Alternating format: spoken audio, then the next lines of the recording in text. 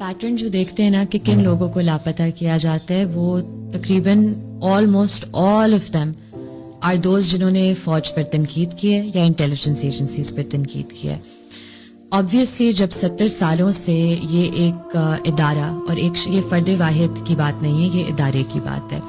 इदारा जब इस मुल्क पर काबिज है, इसके वसाइल पर काबिज है और लोग उसके खिलाफ बोलते हैं काबिज होने की वजह से, तो जाहिर सी बात है उनको लगता है, क्योंकि आपका पूरा जो एक स्टेट स्ट्रक्चर है वो इस तरीके से ही कंटिन्यू हो रहा है जैसे आप अभी तक एक कॉलोनियल स्टेट हैं। सारे आपके कॉलोनियल लॉज अभी तक इन प्लेस हैं, आपका पीनल कोड एक कॉलोनियल लॉ है, आपकी जो बाकी कवानीन हैं जिनमें बहुत सी ऐसी प्रोविजंस हैं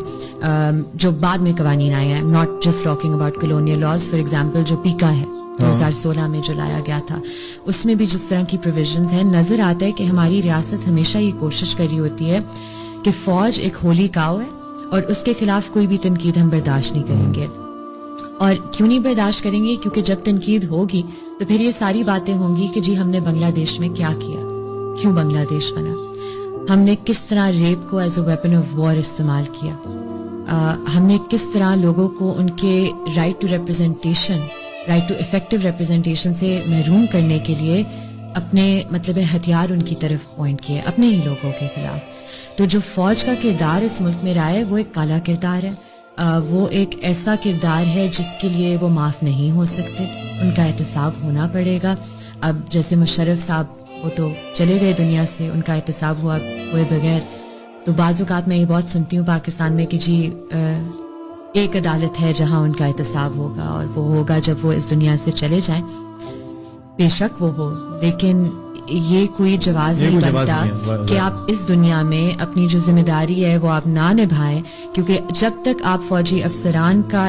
इनका एहतसाब नहीं करते, इनकी इंसानी हकूक की खिलाफ वर्जियों के लिए और इनके जंगी जराइम की वजह से उन पर उनके खिलाफ एक्शन नहीं लेते,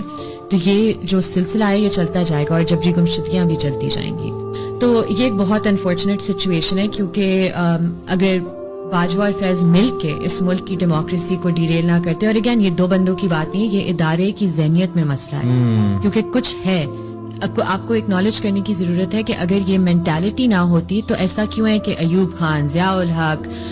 अभी general Bajwa, general Faiz, even Asim Munir, आप देखें कि जब से वो आए हैं अब ये झूठ बोलते हैं, ये कहते हैं कि जी हमारा सियासत में कोई किरदार नहीं है। आपका है, और आपका बहुत घटिया किरदार है सियासत में, और अपना बढ़ा सब लोगों पर निकाल रहे हैं। तो I just pity them, but क्योंकि ये इतनी एक पैथेटिक सी ज़हनियत है इनकी, और बहुत डिप्रेसिंग है कि इस तरह सोचते हैं, और कितने ये कम ज़र्फ लोग हैं और कितने बुज़दिल हैं कि अपनी शहरियों के खिलाफ। आपके पास सब ताकत है, ठीक है, आपके पास टैंके हैं, बॉम्बें हैं, बंदूकें हैं, सब कुछ है, हमारे पास आवाज है और कलम है, और आप हमसे डरते हैं। तो क्या जंग आप जीतेंगे क्या जंग आप लड़ेंगे?